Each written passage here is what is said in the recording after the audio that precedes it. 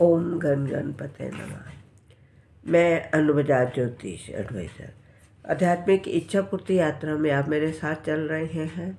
शिव महापुराण की कथा में 54वां अध्याय सुन रहे हैं।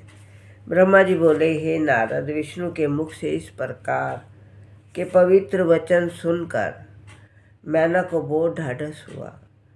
तब वह उठकर लज्जापूर्वक विष्णु जी से बोली, आपने मुझे समझाकर बड़ा धीरज बंधाया, परंतु मैं अपने मन से विवश हूँ।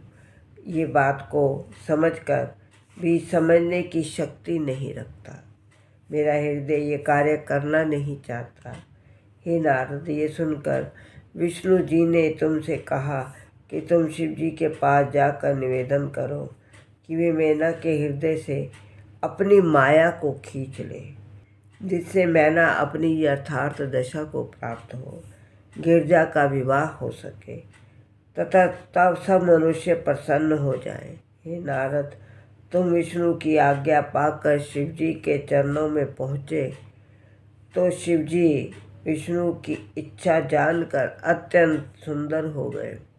उन्होंने एक मुख, दो नेत्र, चंपा के फूल के समान शरीर का रंग, सब प्रकार से मोहक रूप धारण कर लिया।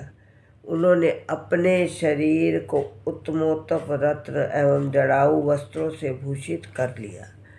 अग्नि के समान चमकते हुए मस्तक पर चंदन, कस्तूरी, अगरू, कुमकुम, इत्र लगाए।